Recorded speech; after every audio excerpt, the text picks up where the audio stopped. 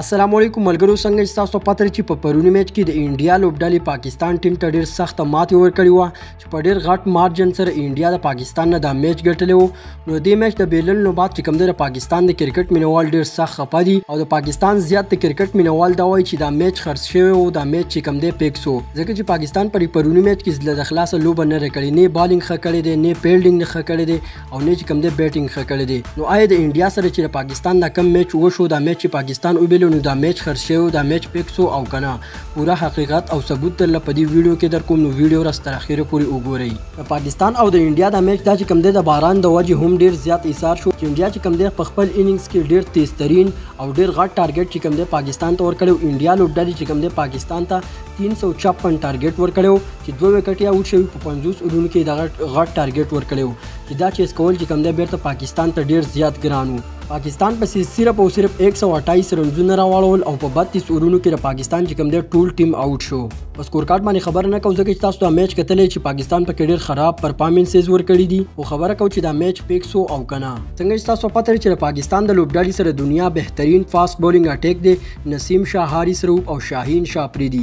دا درې د دنیا بهترین فاست بولران منل کیږي. پرونی میچ کې دا درې ونه بالران چې کوم دی مکمل ناکام شو. تاسو خیال یو کله چې ابل پرون چې کوم دی انډیا بیټینګ وو، نو زیات تر چې کوم دی افتخار احمد کیچ مس کو، شاهین افریدي چې کوم دی کیچ مس کو، نسیم شاه چې کوم دی اول ډیر بهترین بالینګ کاو چې نسیم شاه چې کوم دی 2 کیچونه مس شو. یعنی پاکستان چې کوم دی ډیر زیات مس فیلډینګ وکړو، نو په دغه وجه کوم دی انډیا والا چې کوم دی په پاکستان باندې ډاډه شو. نو بیا د پاکستان سره هغه لوبه وکړي چې ښه سمې وټکول. چېرته په اولو ورونو کې نسیم شاه دغه کیچ نه مس شوی، یو کیچ چې کوم دی شاهین افریدي مس کو، بل چې کوم دی افتخار احمد دغه کیچ مس کو، او بیا چې کوم دی پاکستانی بالرانو چې کوم دی هیڅ قسمه ښه بالینګونه کو، ځکه چې په پاکستان چې کوم درې ونه فاست بالرانو ډېر سخت وټکېدو. نسیم شاه چې پکې کوم دی لږ ښه بالینګ کړی، او البته زمونږ چې د شاهین افریدي نه، د نسیم شاه نه، حارث رؤوف نه څنګه توقع وه، نو هغه شانتي بالینګ چې کوم دی ونه شو. پاکستان چې کوم بالینګ و، نو هغه چې کوم دی مکمل فلاپ شو، چې کوم دی پاکستان بالینګ اټیک مکمل ناکام شو.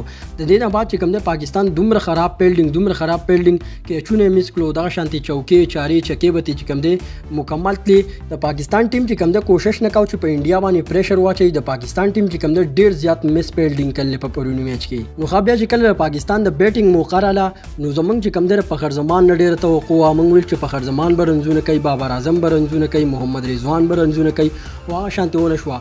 زما پوره خیال و چې فخر زمان به چې کوم دی پرونی میچ کې ډیر ښه سکور کوي، او هغه شانتي ونه شو. فخر زمان چې کوم دی ونه چلید، بابر اعظم ونه چلید، رضوان ونه چلید.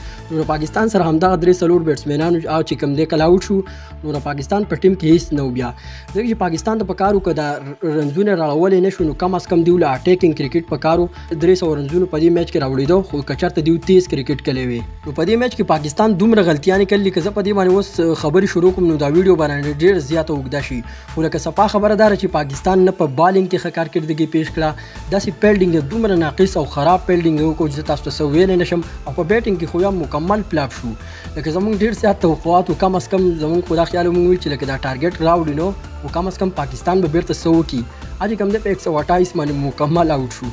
نو د پاکستان چې کوم دی په دې میچ کې مکمل خراب پرفارمنس وو. د پاکستان ورځ نه وه. د دې میچ ته بیلل نو بعد د پاکستان ډیر مینوال په دې شک دي چې آیا د پاکستان چې کوم دی دا میچ په انډیا باندې خرڅ کړی وو، او دا میچ چې کوم دی پیکس وو.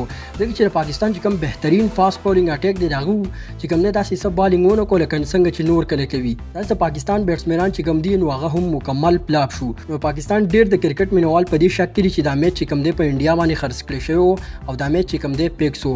نو اوس خبره کوو چې دا میچ پیکس وو، دا میچ خرڅ او کنه. نو که زه تاسو ته وایم، نو دا میچ پیکس نه و، چې انډیا والا چې کوم دی په خپل جوش، جذبه او په ډیر پلانینګ سره راغلی او په هماغه پلانینګ باندې کامیاب شو، او پاکستان لوبډلې نه دا میچ وګاټو په ډیر غټ مارجن سره، په ډیر غټ ټارګټ سره.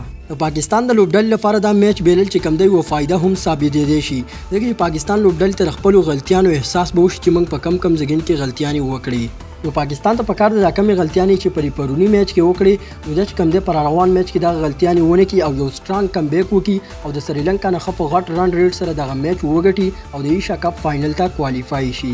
نو دا به اوس تاسو نه وایي چې پاکستان د انډیا سره دغه میچ فکس کړی، نو دا به ځکه نه وایي ځکه چې پاکستان کم میچ د انډیا نه وګټي، نو موږ به وایو چې نه دا خو بس فکس نه، او کم میچ بیلي، نو موږ به وایو چې دا فکس دی. نو دا څه خبره نه وه. خو لکه پاکستان چې کوم دی دا پرونی ورځ چې کوم دی د پاکستان نه و، خاص کر انډیا والا چې کوم دی په خپل جوش جذبه او پلانینګ سره راوتی نو هم پاغي کې کامیاب شو. پاکستان لوبډلې ته په ډیر غټ مارجن سره ماتې ورکړه.